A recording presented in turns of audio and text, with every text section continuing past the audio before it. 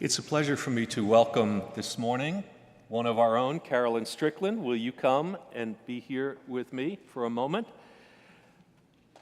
When we think about our hunger offering, there's no better person to call up to the chancel or to the pulpit than Carolyn Strickland, because she has been a passionate advocate for this hunger offering for as long as I can remember. Her partner in all of this work is now, sadly, her late husband and our late friend who continues to live and be hallowed in these halls, Phil Strickland. And today, I'm happy to announce that our missions committee has voted unanimously and enthusiastically from this day forward to name Wilshire's hunger offering for Phil Strickland. And we are delighted to be able to do so. And Carolyn, this bowl, which is not yet engraved, but will be, is, Mark, where did this come from? The Nambe tribe in central New Mexico.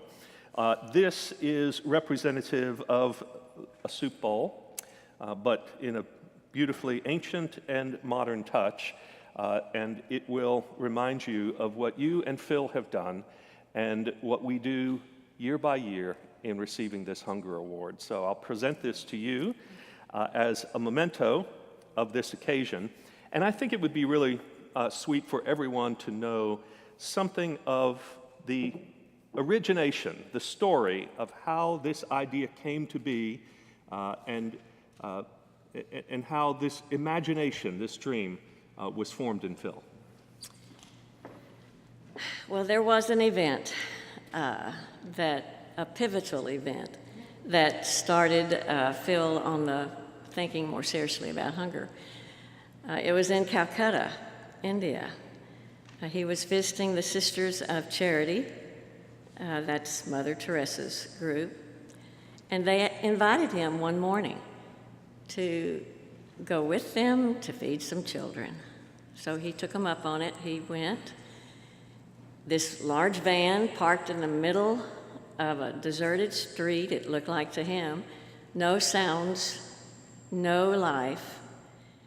And the sister started getting the bowls of rice, is what it was, to be distributed. And then he turned around and he saw them coming. He saw the children coming. From the nooks and the crannies and the doorways, and they kept coming. And he was worried. He was afraid there wouldn't be enough rice. But there was plenty. And then on the way back in the van, he asked the obvious question: where were the parents? Where were any adult, any of them? And one sister said, these children who come here have only each other and the sisters who come to feed them every day. This image of homeless and parentless children stayed with Phil. He didn't write about it very much, and he didn't talk about it too awfully much. But he started an offering, a hunger offering, and he became a children's advocate in Austin. So it had some direct effects on his life.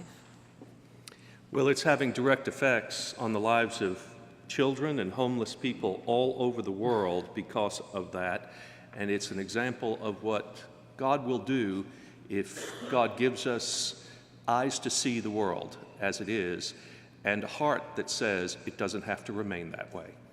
God bless you, Carolyn, and thank you and Phil for all that you've done.